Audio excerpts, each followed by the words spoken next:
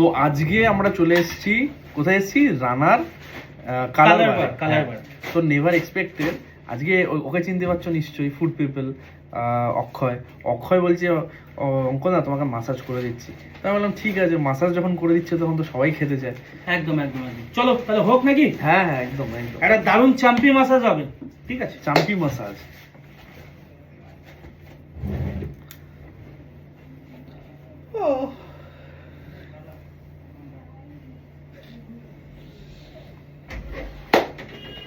একবার আপনারা দেখুন প্রডিউসারকে কিভাবে খুশি রাখছে এরা।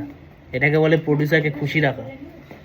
এ বাবা, না না এসব কিছু না, ওরকম কোনো ব্যাপার নয়। এটা ভাই আর দাদা রিলেশন, ঠিক আছে? একদম দুজনেই ভাই ভাই, এটাই, ও ভাই, এটাই। আমরা সবাই ভাই ভাই, ঠিক আছে?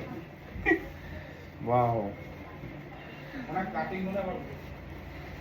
এত বড় একজন ইউটিউবার, না না ওরকম কোনো ব্যাপার না।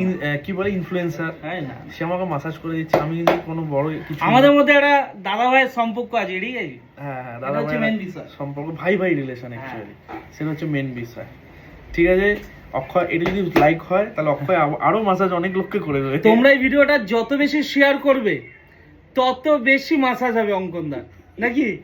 আর যত বেশি লাইক করবে তত কি হবে জানো তো? কত ভালোবাসা বেড়ে যাবে। না তখন আবার কোরাল মাসাজ হবে ওটা। Coral massage? হ্যাঁ, আর যত বেশি কি করবে, কমেন্টস করবে, তাহলে ওটা তত বেশি থাই মাসাজ হবে। থাই মাসাজ কি ভাই? থাইটা ওটা অন্য ওটা তখন তোমাকে থাইল্যান্ডে নিয়ে যাবো। ও থাইল্যান্ডে গিয়ে মাসাজ? হ্যাঁ, তাহলে একদম। আমরা যাবো থাইল্যান্ডে। একদম। ওকে, টাটা।